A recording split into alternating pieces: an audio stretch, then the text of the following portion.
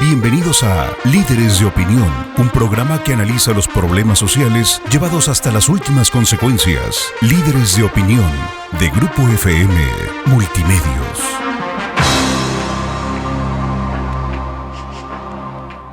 Hola, ¿qué tal? Buenos días, bienvenidos a su programa Líderes de Opinión. Soy su servidor Francisco Ávila Camberos, conduciendo esta mañana el programa y también comentándoles que tenemos ahora para platicar sobre diversos tópicos a un empresario veracruzano. Él es un empresario muy joven, 37 años de edad. Él es Víctor Martínez III, originario de Córdoba, Veracruz, aunque la mayor parte de su vida la ha pasado en Veracruz. Él es licenciado en Administración de Empresas por la Unimex. Casado, tiene 2 hijas y curiosamente su historia es muy interesante porque él fue primero empresario y luego profesionista. O sea que empezó con un sistema diferente, pero exitoso. Es un empresario que está generando empleos, es un empresario que está invirtiendo en Veracruz, pero sobre todo es un empresario que tiene una vocación social, que él entiende la responsabilidad social que gravita sobre las espaldas de un empresario. Hay un compromiso con la comunidad. Entonces, esta es una forma muy diferente de pensar como empresario. No todo mundo piensa igual. Hay quienes piensan que primero que nada son las utilidades, lo cual tiene un cierto sentido. Una empresa que no tiene utilidades es una empresa que no crece, es una empresa que no genera empleos, es una empresa que no paga impuestos, es una empresa que no está cumpliendo con su función social. Pero él pues entiende esto, pero además dirige con una vocación, con una responsabilidad social. Por eso quisimos invitarlo para que nos platique pues más sobre su vida, sobre sus retos, sobre sus problemas que como empresario se tiene y sobre los éxitos que ha tenido. Le damos la bienvenida, por lo tanto, al licenciado en Administración de Empresas, Víctor Martínez III, a quien le decimos que nos da mucho gusto que haya aceptado la entrevista. Bienvenido. Bienvenido, Víctor, un gusto tenerte aquí. Y pues la idea de tener un empresario de tu edad, un empresario joven, exitoso, emprendedor y además con una vocación social, tiene una idea muy concreta que es motivar a otros jóvenes para que se decidan y se dediquen también a emprender. Normalmente cuando se es joven, pues uno está pensando dónde me voy a acomodar y quiere uno ir a trabajar a una empresa establecida, lo cual es bueno, pero también tenemos que tomar en cuenta que las empresas actualmente pues no tienen mucha demanda de personal calificado. No están creciendo, hay una situación de crisis económica.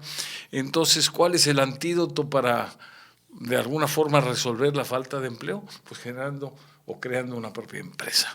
Empecemos por el principio. ¿De dónde eres? Nací en Córdoba, Veracruz, aunque he vivido toda mi vida aquí en el puerto.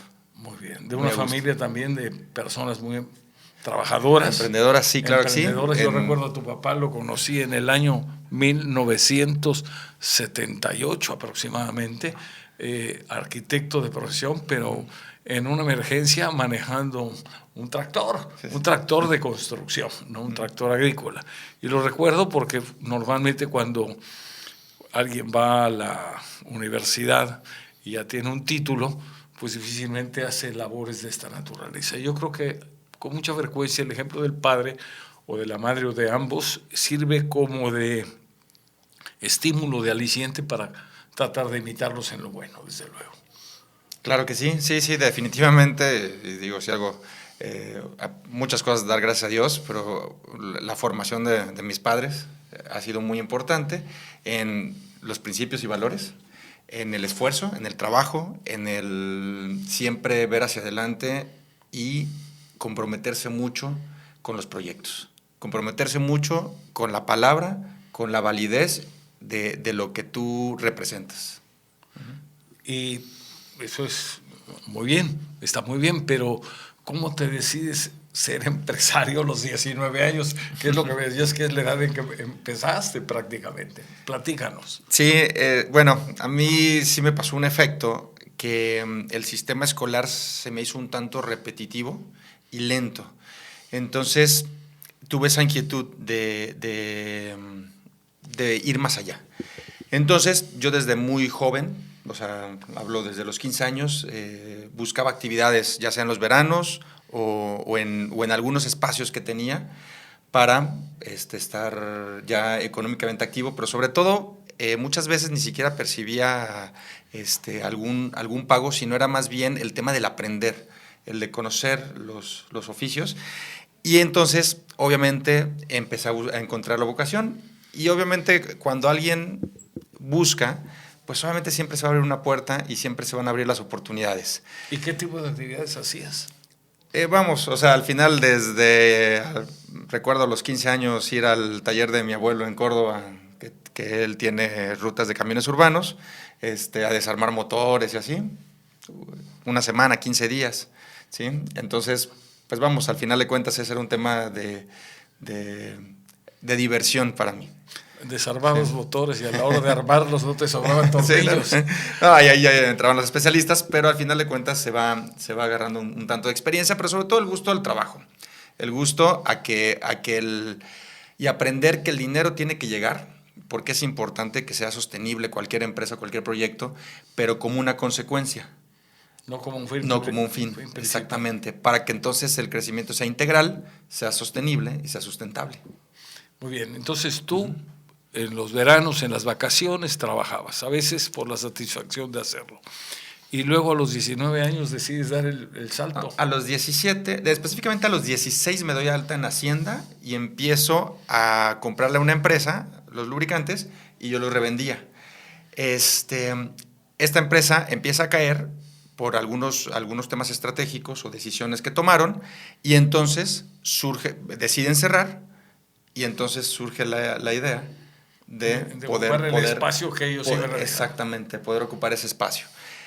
Y entonces, pues bueno, vienen los primeros temas. Es algo diferente, ¿no? O sea, siempre viene la coyuntura de los padres de decir, oye, es que si vas a poner una empresa, puede ser que no termines de estudiar o que al final de cuentas no funcione, y muchas dudas porque es algo diferente. Y es a lo primero que nos tuvimos que enfrentar. De hecho, a la oposición familiar. Pero ahí es donde la convicción y un proyecto claro y tener esa voluntad de decir, mi objetivo es emprender y terminar una carrera. Entonces, pues bueno, cuando se tiene la claridad y se tiene un compromiso y una responsabilidad con los objetivos, lo demás es seguir pasos y seguir etapas. Y entonces, obviamente, en este caso, vieron esa convicción y esa claridad que tuve en ese momento y obviamente me respaldaron. Hay algo que me llama mucho la atención. Si a los 16 años te das de alta en Hacienda, quiere decir que desde un principio pensaste en hacer las cosas de manera formal, hacer las cosas bien. Porque normalmente a esa edad, pues uno no sabe exactamente ni siquiera qué compromisos está uno adquiriendo. Obviamente hay que darse de alta, pero la gran mayoría no lo hace. Pues está empezando, no sabe qué va a pasar. En cambio, tú desde el principio diste iniciaste tu caminar con el pie derecho, en la forma correcta, en la forma, llamemos, a lo mejor más complicada, pero con más orden. Nadie va a querer comprarle a alguien que no da factura, nadie va a querer comprarle a alguien que su mercancía es de dudosa procedencia, por poner un caso extremo. Pero en este caso, tú desde un principio optaste por estar dentro de la legalidad. Correcto, sí, definitivamente.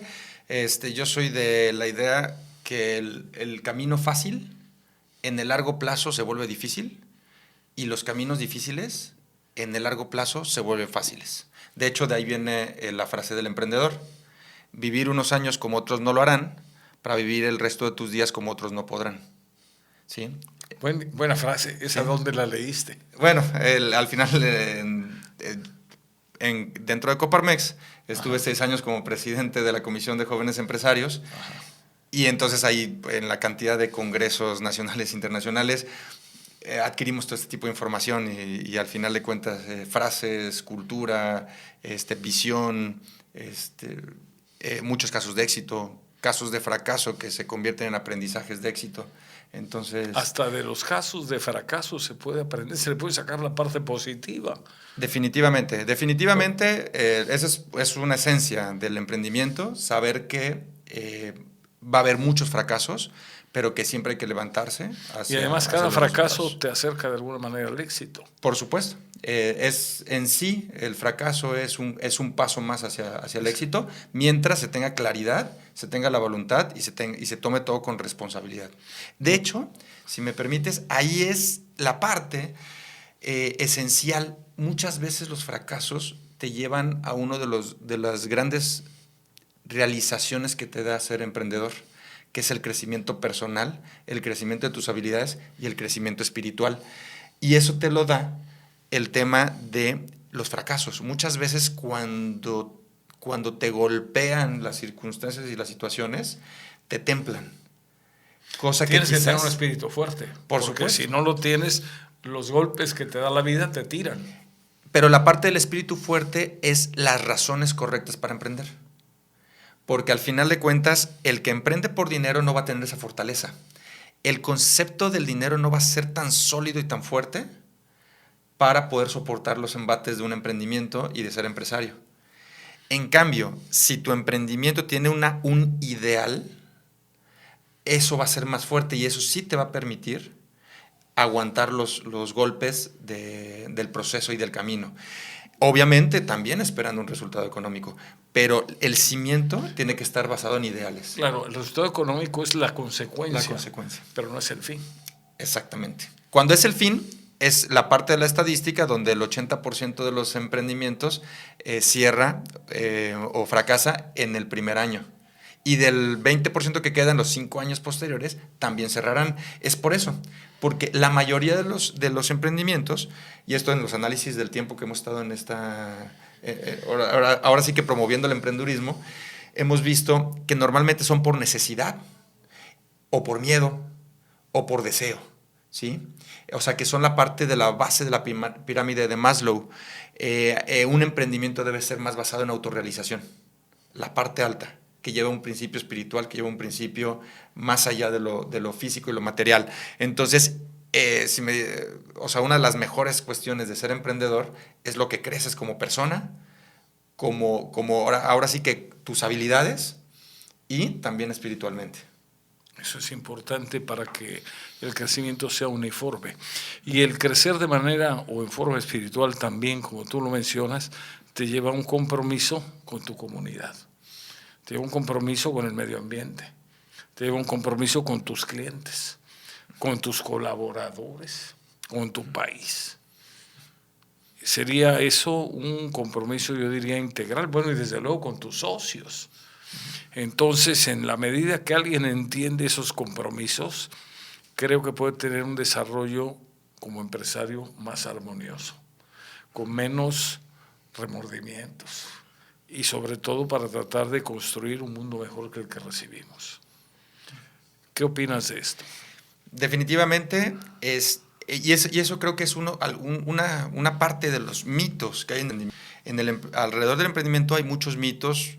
Uno puede ser el tema de no puedo emprender porque no tengo el capital. Una buena idea siempre le va a llover capital, ¿sí? Entonces, cuando a una idea o a un emprendimiento no le llega capital es porque no es lo suficientemente fuerte, porque no está resolviendo un problema lo suficientemente importante, ¿sí? Entonces, ese es un mito.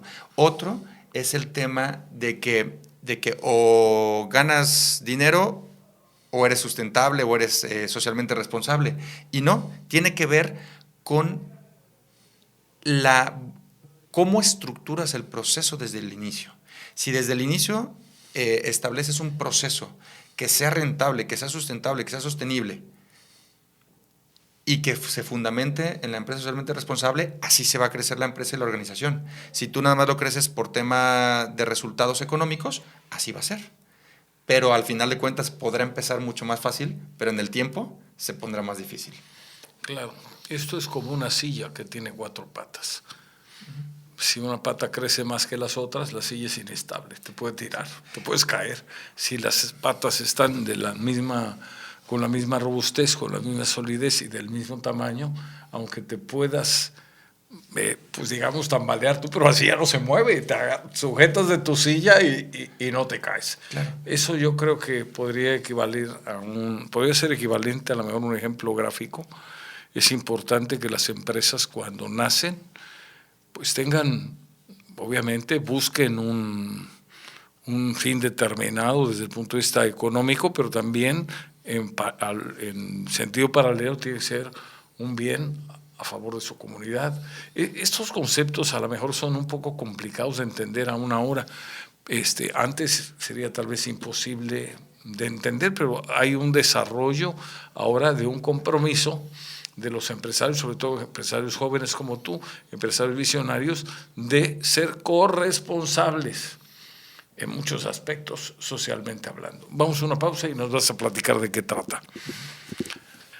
Continuamos en su programa Líderes de Opinión platicando con el licenciado en Administración de Empresas, Víctor Martínez Tres, empresario muy joven que empezó desde los, pues, digamos, desde los 16 años, según nos decías.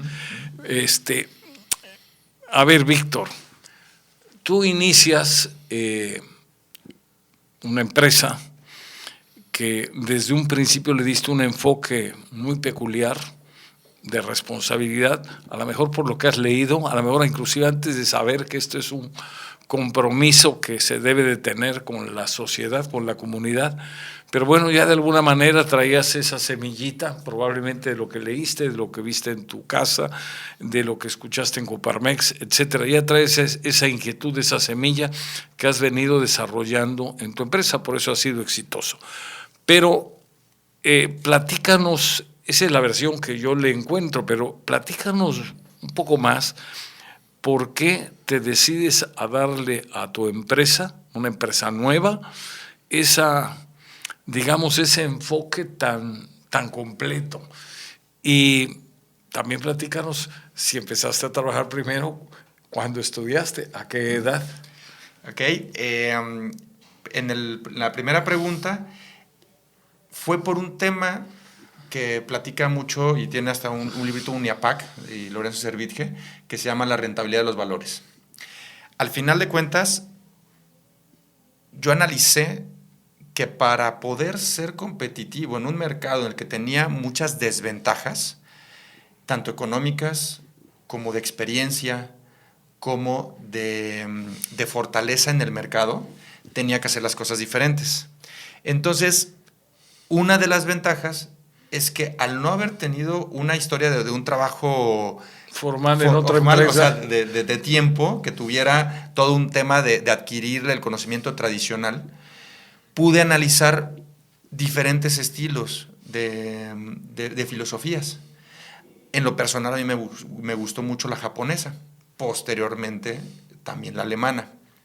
Pero en este sentido, la japonesa, justamente de un libro, Aprendiendo el Milagro Japonés, explicaba cómo Japón se pudo levantar después de la Segunda Guerra Mundial, cuando quedaron devastados por las bombas atómicas, que es la única nación que ha tenido que despertar un día después de un bombardeo atómico, y que ellos, con su principal valor, que es el honor, pues obviamente lo tenían destruido. Lo que hicieron fue apostarle a su gente. Entonces, desde allí me gustó ese concepto y dije, yo tengo que hacer una empresa que sea de personas para personas, en el que tengo que desarrollar personas porque necesito resolver los problemas de otras personas, en este caso nuestros clientes. Entonces, ahí es donde empieza esa filosofía un tanto diferente a lo convencional, en donde empezamos a estructurar un modelo de negocio que obviamente se vuelve un tanto diferente, se vuelve mucho de escuchar a nuestra gente, a nuestros clientes, a nuestros proveedores, e ir analizando y encontrando dónde podemos solucionar sus problemas.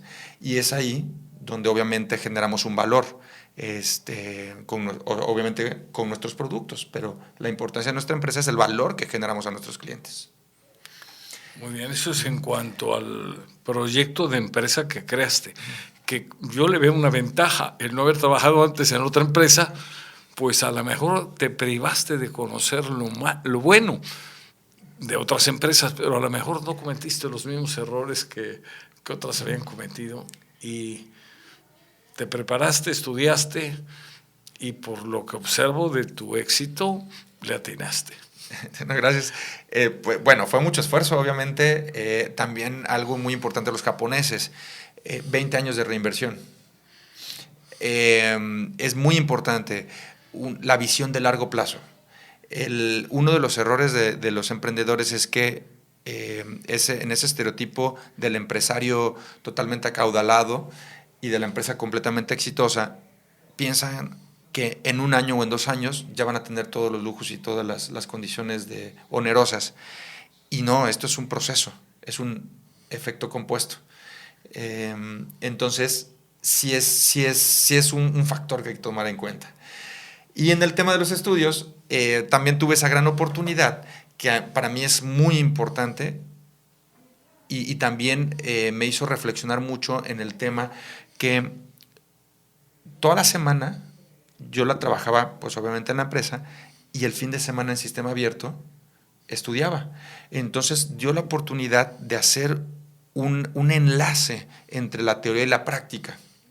De hecho, recuerdo que los maestros que nos daban clases a nosotros y a la parte de entre semana, nos comentaban que a ellos les sorprendía y que les gustaba más darnos clases a nosotros porque nosotros entendíamos mucho más fácil, avanzábamos mucho más rápido y obviamente la información la aplicábamos. Entonces, obviamente esa parte de teoría con práctica es un binomio súper importante que aparte es la tendencia. Y en ese sentido, posteriormente, o hace unos cuantos años, en 2014, que tuve la oportunidad de visitar algunas empresas alemanas socialmente responsables y conocí el modelo dual, es lo que hacen en Alemania. En Alemania, a partir del bachillerato, los jóvenes estudian de 1.5 a 3 días en el aula y el resto es en la industria. El resto ya es en cuestiones, ni siquiera laboratorios, eso es en algunos casos, pero normalmente ya es como practicantes en las empresas, en las industrias. Entonces, cuando un alemán sale de la carrera, ya tiene 6 o 7 años de experiencia. No sale... Es más fácil que pueda conseguir un empleo así. No sale con una teoría y cero práctica. Muchas veces ya sale con el empleo, porque ese es un ganar-ganar de las empresas alemanas, porque la empresa alemana también tiene una persona que ya entrenó 6 años y sabe perfectamente hacer el trabajo, entonces también la contrata. Y entonces es un excelente ganar-ganar del modelo dual. Entonces, pero sobre todo, la información está probado que la mejor forma de aprender es cuando lo vives, cuando lo haces. Cuando alguien te lo platica, está calculado que se capta nada más un 20 o 30%. Cuando es tu experiencia y cuando tú experimentas la acción en la que estás aprendiendo, se te puede quedar hasta el 70%. Entonces, y eso yo en el sistema abierto sí lo viví. O sea, cuando veíamos temas contables, pues obviamente los balances de los resultados eran los que yo hacía. Cuando veíamos los temas de derecho, pues eran las leyes que nosotros aplicábamos y que teníamos que cuidar en la empresa. Entonces, toda la teoría la aplicábamos. Entonces, obviamente, eso sí para mí fue una gran experiencia y fue complicado, porque obviamente de trabajar toda la semana en un emprendimiento que requiere mucho tiempo y mucho esfuerzo, mucha energía, y después el fin de semana ir presencialmente, pero quedarte con tareas y quedarte con estudios toda la semana, pues era organizarte y era trabajar tus 7, 8, 9 horas diarias y después de eso echarte 1 o 2 horas estudiando lo de la escuela entre semana, para llegar el sábado con todas las tareas y con todo el aprendizaje, dado que nosotros en sistema abierto veíamos en un día lo que el sistema normal veía en un mes. Entonces, así era el reto. O sea, el sistema abierto no era... Pero cuando hay voluntad, se pueden resolver muchas cosas. Por supuesto. Me habías tú comentado también de otra diferencia entre el sistema nuestro y el sistema alemán, es que el sistema nuestro, a ver si lo entendí bien, es un sistema de corto plazo. Y el sistema alemán hace planeaciones a largo plazo.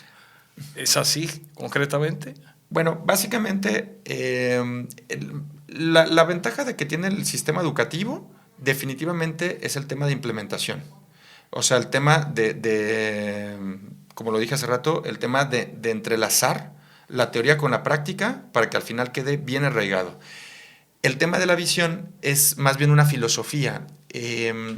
La verdad es que entre las empresas alemanas y las mexicanas no existen tantas diferencias como se pensaría.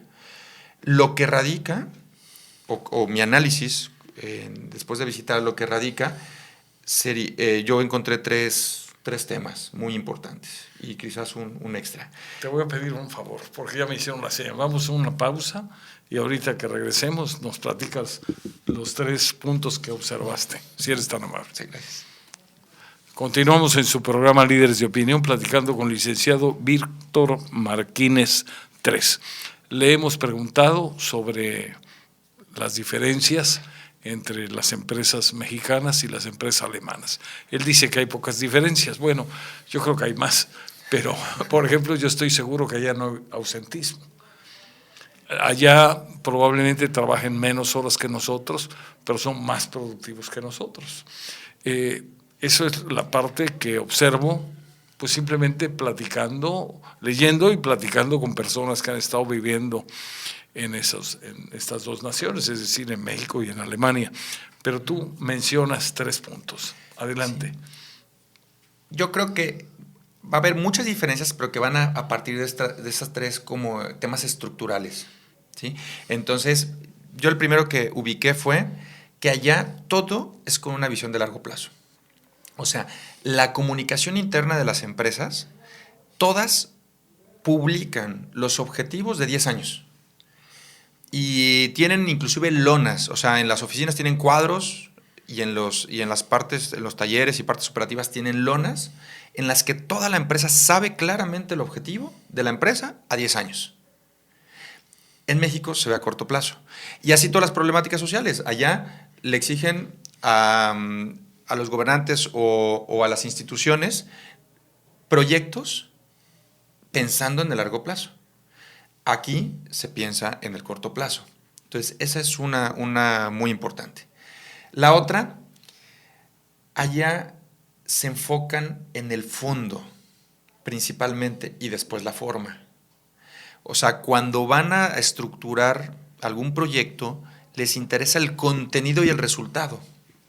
Y ya después la forma de cómo lo hacen o cómo lo presentan. En cambio, en México somos muy buenos para la forma.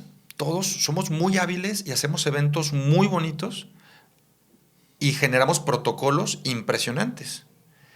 Pero sin embargo, los fondos y los contenidos no les damos la importancia que debiera. Como que nos desinflamos después de pasar de la forma a la acción.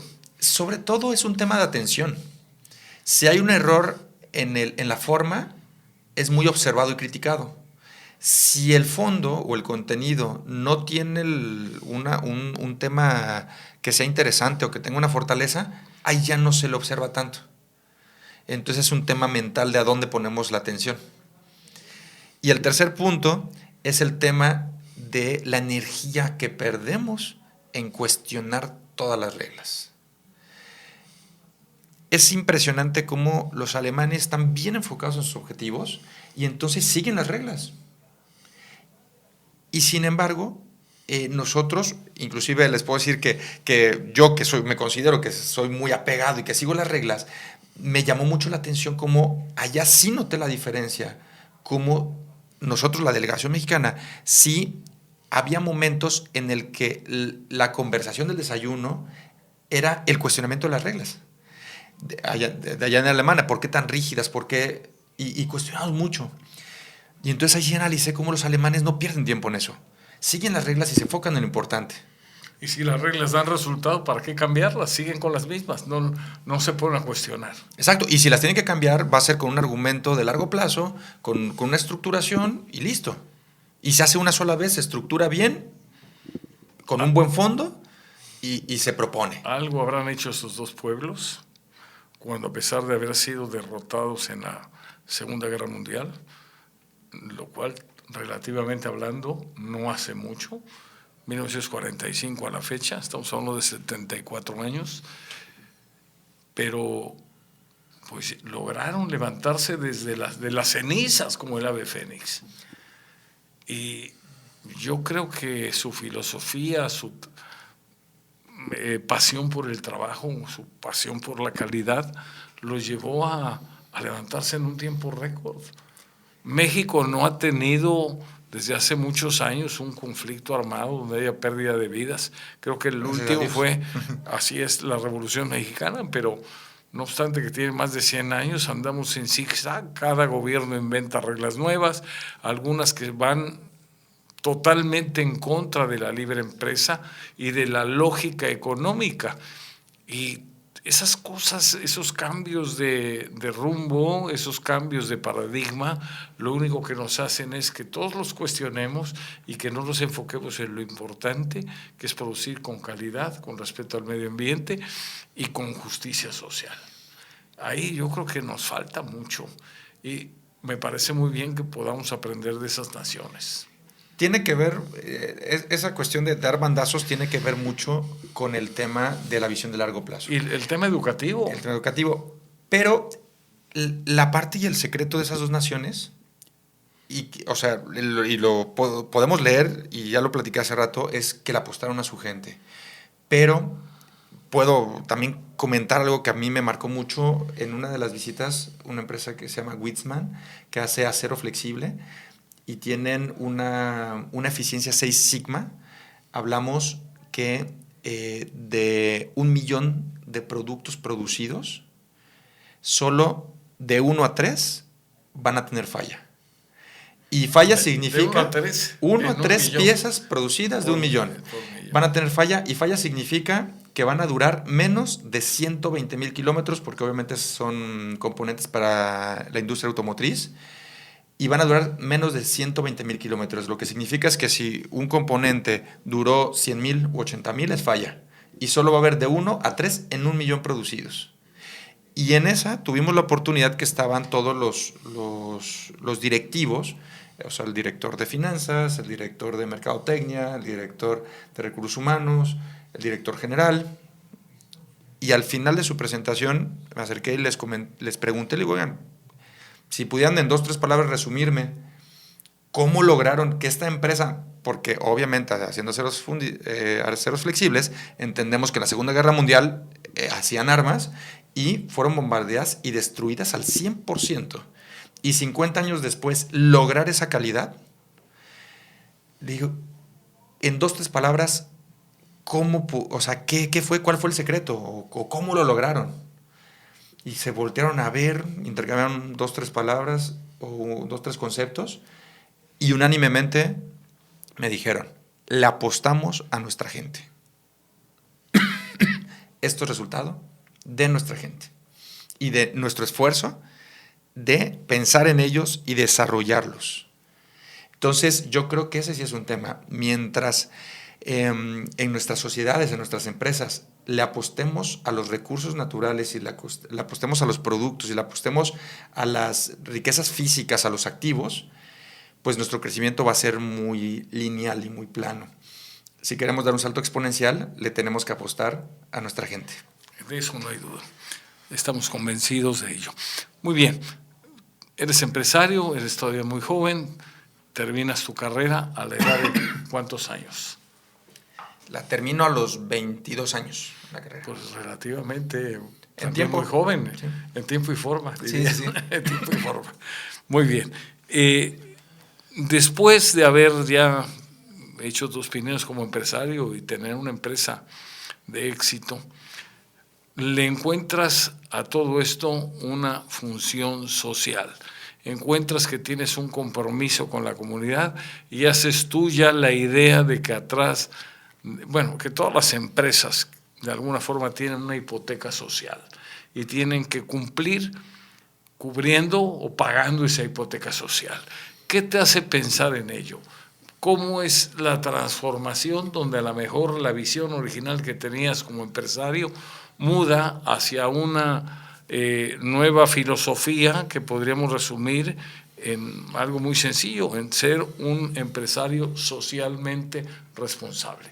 ¿Cómo es el proceso? Okay. ¿Qué influye en ti? ¿Qué lees? ¿Qué te hace cambiar? Tiene que ver, por supuesto, tema de lectura, tiene que ver, obviamente, ya entrar a Coparmex y conocer las filosofías, tiene que ver con entrar a las comisiones, tanto locales como nacionales, e interactuar con otros empresarios, ver una cultura basada en estructuras y cimientos de ideales y de valores que obviamente te hacen tener una conciencia mucho más amplia, pero también la prueba y error, el entender y el ver cómo las estrategias que no eran socialmente responsables no funcionaban, o mínimo yo no las proyecté que tuvieran sustento en el largo plazo, y ver que las que iban implementando que son socialmente responsables sí tenían esa proyección de largo plazo. Entonces también fue ese tema de ir viendo cómo era sostenible y era punto de desarrollo el tener estas filosofías. O sea, al ser o al ver en la empresa socialmente responsable, obviamente tenía una proyección de éxito en el largo plazo contra estilos tradicionales y cortoplacistas, que al final de cuentas en el corto plazo te pueden dar un mejor resultado o igual resultado, ni necesariamente tiene que ser mejor. ¿Quién sabe? Conociendo más esto, ¿quién sabe si igual resultado? Pero en el largo plazo mejor. En largo plazo mejor. En un lado, cuando es socialmente responsable, y en otro caso, en una situación que a lo mejor no hubiera llegado al éxito que estás obteniendo. Vamos a una pausa y continuamos. Vamos a entrar ya en la etapa de conclusiones.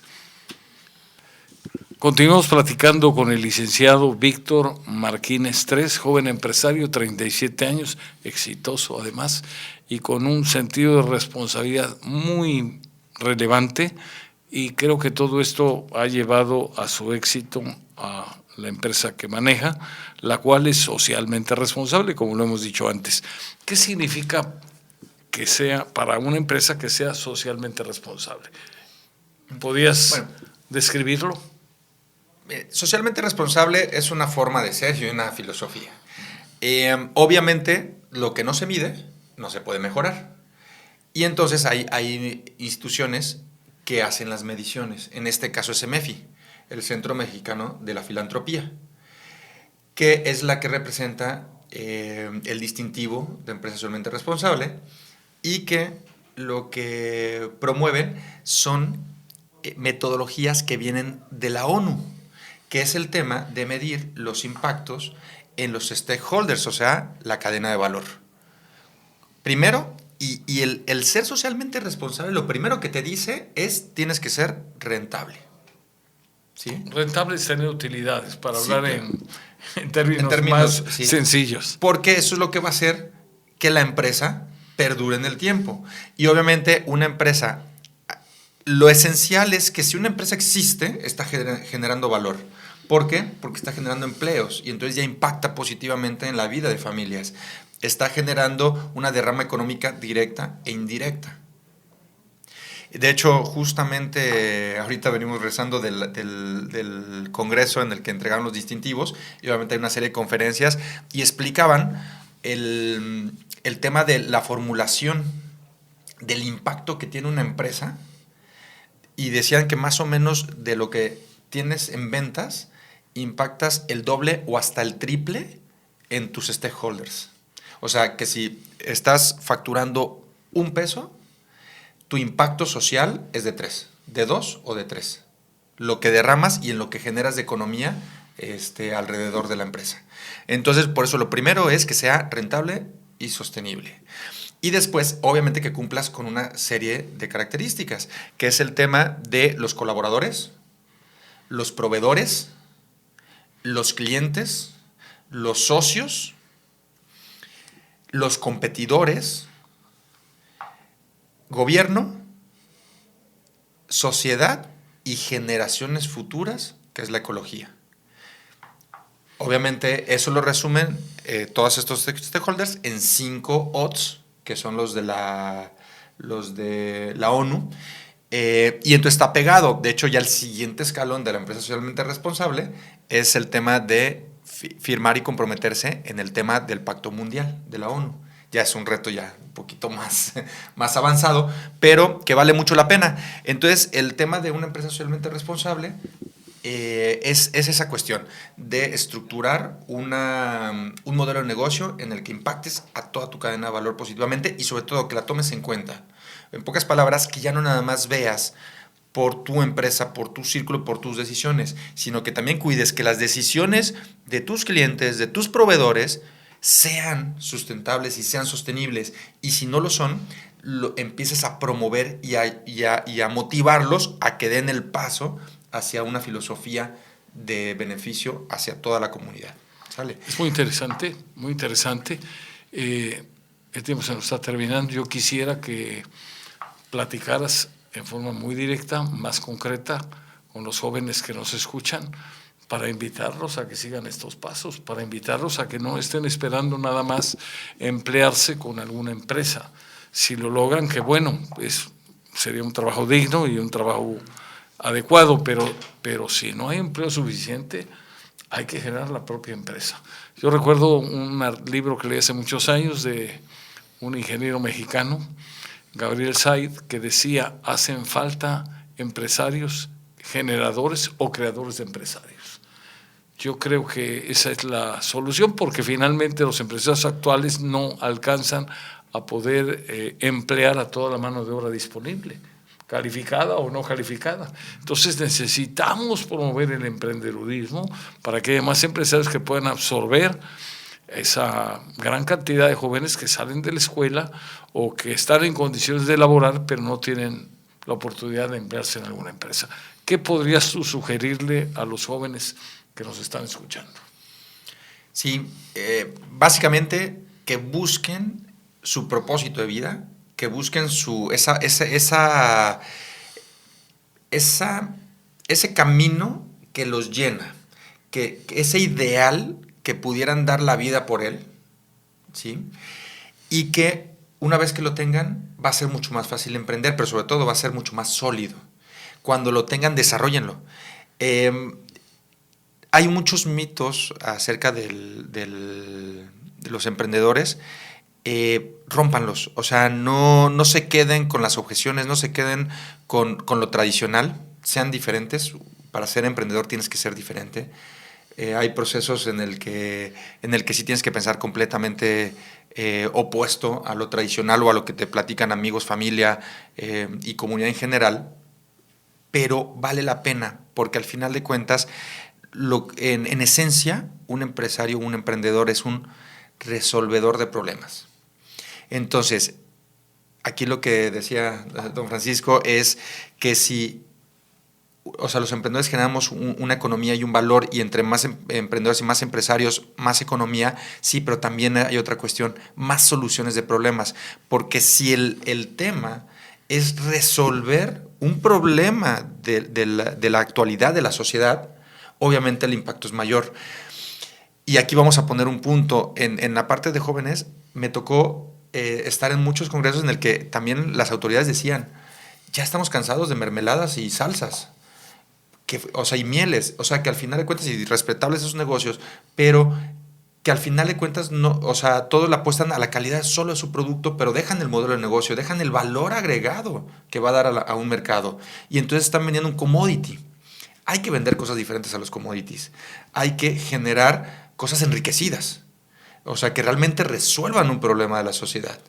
Entonces, esos emprendimientos, pues aparte de generarle los empleos directos y toda la economía, generan un beneficio y un impacto. Y quiero decirles, ahorita, esta cuarta revolución industrial a nivel global, que es el Internet de las cosas, va a generar muchos cambios, ya los está generando. Y en eso hay mucho miedo, mucha incertidumbre que genera miedo y enojo. Le diría a los jóvenes: no se queden con esa emoción, no se queden con el problema, resuélvanlo. Busquen las soluciones, no se queden con el tema de que no hay empleo, no hay oportunidades. Quédense con el tema: cómo participo para ver cada problema y cada solución. Donde encuentren las soluciones hay un punto de emprendimiento. Entonces, ubíquenlos y obviamente les tiene que gustar, los tiene que apasionar porque es algo necesario para que puedan sostenerse en su empresa y aguantar ahora sí que las adversidades. Una vez que lo hagan, recuerden que todas las empresas llegaron chicas y todas las que son grandes empezaron micros.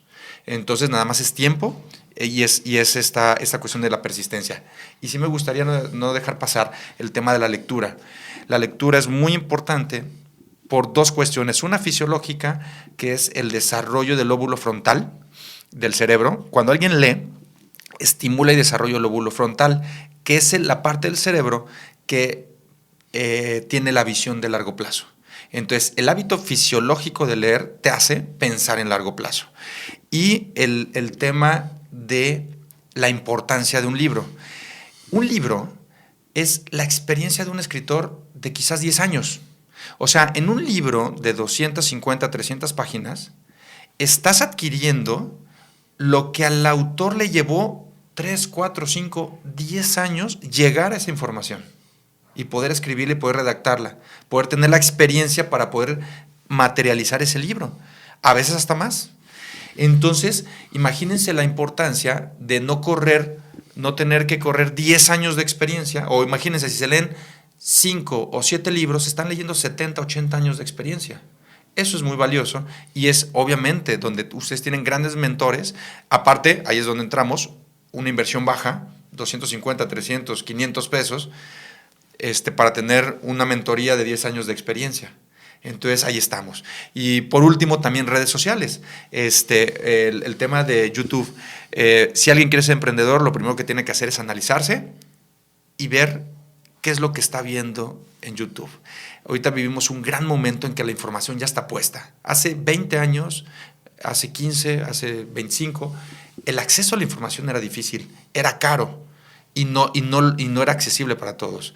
En cambio, ahorita está ahí, pero el tema es, tú checa tus historiales. Si lo que más te llega es violencia, es porque es lo que estás buscando. Si lo que más te llega son videos cómicos, pues estás muy bien en el presente y te vas a pasar muy contento, pero creo que no vas a desarrollar grandes metas. Pero si tú estás viendo ahí y tus historiales están llenos de videos de motivación, de reto, de proyectos, de casos de éxito, de soluciones, de proyectos, pues obviamente estás en un camino de emprendimiento. Para lograrlo se necesita ser muy positivo. Cada problema es un reto y cada reto es una oportunidad. Recuerdo por ahí de un vendedor de zapatos que llegó a un pueblo donde nadie usaba zapatos, entonces le habló a su jefe y le dijo, aquí no voy a vender nadie usa zapatos.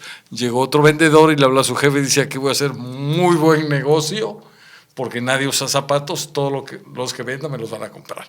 Conclusión, tiene mucho que ver con el optimismo con que se acometan estos retos, tiene que ver mucho con la visión que puede generar conocimiento, por un lado, del problema, solución del problema y al mismo tiempo un entusiasmo de solucionar cosas, un entusiasmo, una pasión por cambiar el mundo actual para construir un mundo mejor que el que recibimos, con más armonía, con menos contaminación, con más oportunidades para todos de trabajar, de desarrollarnos y no estar en una situación donde unos tienen mucho, a lo mejor porque trabajan mucho, y otros no tienen nada porque o la vida no les ha dado la oportunidad o están cruzados de brazos esperando que les llegue una beca de la 4T. Así no vamos a salir. Tenemos que producir, tenemos que esmerarnos, tenemos que superarnos y no estar esperando dádivas para ver si así resolvemos nuestro problema. Los pueblos solamente salen adelante con trabajo, con esfuerzo, con pasión, inclusive sufriendo cuando hay carencias, pero utilizando esas carencias como algo positivo para catapultarnos hacia adelante y tratar con toda la pasión y con todo el ánimo del mundo de resolverlas. Correcto, sí. De hecho, es muy importante el tema mental, el creer en el desarrollo humano, el creer que todos pueden. Y esa es una cuestión básica. Cuando vas avanzando y vas teniendo ciertos logros, los que te ven, que van empezando, no se la creen. El tema es que hay que creérsela, hay que entender y hay que tener esa paciencia, ¿sí? También el emprendimiento ese es a veces uno de los retos más importantes, de ver cómo trabajas y no se manifiestan los resultados hasta que de repente se dan. Entonces, y eso lo soportas con un tema de confianza, de fe y de constancia. De constancia y de creer en uno mismo. El potencial humano, o sea, en pocas palabras, el mensaje que quiero dar es que cualquiera que esté escuchando puede. Si quiere y se decide y se compromete, puede. Y va a ver cómo, aunque ahorita no se la crea al 100, pero va a ver cómo si se compromete con los objetivos y con esa visión de vida, tarde que temprano va a llegar. Y ahí les dejo 2 libros, Efecto Compuesto, de Darren Harris, y un clásico, Piense y hágase rico, de Napoleón Hill. 2 libros esenciales para un emprendedor. Obviamente también hay un tercero, que sería El mito del emprendedor, Michael Herbert. 3 libros de emprendimiento que la verdad se los recomiendo, y si alguien los toma como estructura o como cimientos para desarrollar un proyecto, creo que le va a servir bastante. Hay un tema ahorita que mencionabas, por ahí vi un video motivacional que decía: la fuerza más poderosa del universo es la voluntad humana. Cuando hay voluntad se pueden hacer cosas increíbles, nada más que hay que descubrir las capacidades que tenemos, y si no las tenemos todavía hay que estudiar, prepararnos y desarrollarlas. Ahí, es que eso es la esencia, dado que, y por eso les platicaba este libro de Napoleón Hill. Napoleón Hill, para que se den una idea, es un reportero que va con Andrew Carnegie y lo convence para analizar a todos los millonarios de la época, de los 40. Y entonces ve las similitudes, y de ahí destaca el libro con muchos casos. Y si me permiten, voy a contar el básico que habla de esto de la voluntad y la persistencia y el no rendirse. En la fiebre del oro hubo una empresa o unos emprendedores que se ponen compran toda la maquinaria y se ponen a excavar.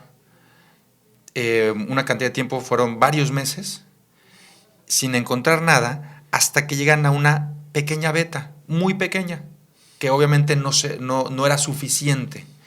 Y entonces lo que hacen es que ya después de tantos meses, de tanta inversión, tanto esfuerzo, tanto cansancio, un resultado tan pequeño, se rinden. Devuelven las máquinas al proveedor y desertan del negocio. El proveedor dice, se asesora un poco, toma información, que también eso es importante, el tener la información y la información correcta, y ve que hay algo que se llaman vetas falsas, y que esa era una veta falsa, y que posiblemente abajo sí hubiera una mayor. Entonces va con la maquinaria, y lo increíble es que a 1 metro estaba la veta. Estaba la buena. Entonces, obviamente el de la maquinaria escarba 1 metro, y con muy poca inversión tiene todo el resultado. Entonces, ese libro tiene muchos ejemplos por el estilo de lo que se necesita para tener logros. Y para concluir este ejemplo es que ¿ustedes qué creen que pasó con los que desertaron? ¿Ustedes creen que ya ahí se deprimieron y ya no hicieron nada más? Lo contrario, aprendieron, entendieron que no hay que rendirse, se dedicaron a otro giro, que fue el tema de la venta de seguros, y se volvió multimillonario en el otro rubro. Más que el que había encontrado. Yo creo que más que el del oro. Entonces, ese es el tema, eso es lo que tenemos que buscar, ese tipo de información que nos dé esa fortaleza y esos paradigmas correctos para hacer emprendimientos correctos. Dicen que el problema no es caerse, el problema es que hay que aprender a saberse levantar. Esto es en los retos que la vida da y aplica también en los negocios. Hay que perseverar siempre. Víctor, te agradezco muchísimo que hayas aceptado venir. Creo que aprendimos todos. Has sido muy amable en compartir tus experiencias. Ojalá que los jóvenes emprendedores y algunos no tan jóvenes que nos estén haciendo el favor de escuchar se animen a entrarle a este reto tan grande. Para eso no hay edades. Aquí no hay de que no voy a poder hacer algo porque tengo 50 años o tengo 40. Aquí uno mismo es el generador de su propio empleo. Así es que creo que cumplimos con la meta de motivar a quienes nos hayan escuchado. Ojalá que realmente hayamos logrado convencerlos, porque el futuro de México está en que tengamos más empresas, no más empleados, más empresas, para que esas empresas de alguna forma resuelvan muchos de los problemas que tiene la comunidad y sobre todo generen empleos. Yo te agradezco mucho nuevamente que hayas venido. Espero que hayas disfrutado de la plática tú también. Muchas gracias por la invitación. Con mucho gusto. Les agradecemos mucho el favor de su atención. Hacemos el compromiso de que Dios mediante la próxima semana estaremos el sábado a las 10 de la mañana nuevamente con otro líder de opinión para que nos venga a compartir aquí sus experiencias. Les agradecemos que nos hayan escuchado y les deseamos a todos un excelente fin de semana. Hasta pronto y hasta luego.